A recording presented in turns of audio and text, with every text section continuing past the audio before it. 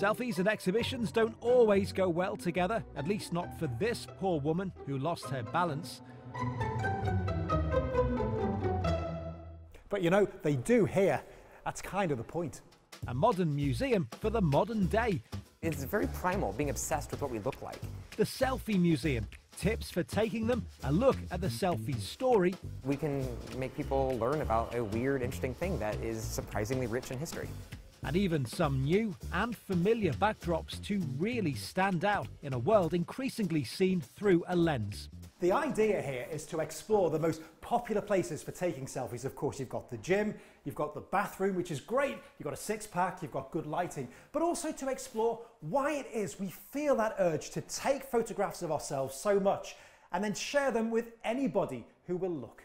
You can capture very personal, very intimate, very fun, joyful, proud moments very quickly, and there's something about the candor of it, the naturalness of it, that's really exciting. Yeah, vanity plays into it at some point as well, but the fact that anyone can take them, there's tons of reasons why people do it. You could say it's appropriate that the Selfie Museum has found its home here in Los Angeles, a place seemingly obsessed with the aesthetic, a place arguably, and this is very arguably, where part of this current phenomenon apparently began.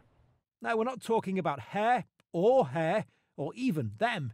We're talking about him, the guy on the right.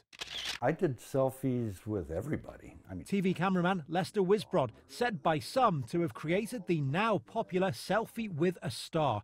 He started back in the 70s and has thousands of these pictures taken in the days when you just pointed the camera and you hoped for the best. Most of the time, when you held a camera out to do a selfie, people would rush up. Here, I'll take the picture for you. No, that's okay, that's okay. But the celebrities, or pretty much anybody, would kind of go, is that going to work? You can even look on Clint Eastwood's face. He's kind of going. People are going to say, when we reach the day that selfies are being taught at university, the world has gone mad. Yeah. Has it? Well, I think the world has gone mad, first of all. Also in LA, the selfie course. It's a thing, or at least it was. The University of Southern California zooming in on the science behind the selfie. The class is finished now, but boy was it popular. When we presented the class to the students, they also got these wry smiles on their faces, as if to say, are you really going to ask us to take selfies? Do you realize that this is a university course? But quickly it became an opportunity to think about identity and all those different aspects of identity that we produce both consciously and subconsciously when we present versions of ourselves through these selfies. You take a selfie, you stick it on Instagram, and people say, you look a mess, or they say negative things. I mean, there could be a downside as well, right? It could affect people's self-esteem. It could. That's why it's very important how you post selfies. I mean, you've got to take many pictures, post the best ones, do a little editing, and hopefully that will increase your self-esteem.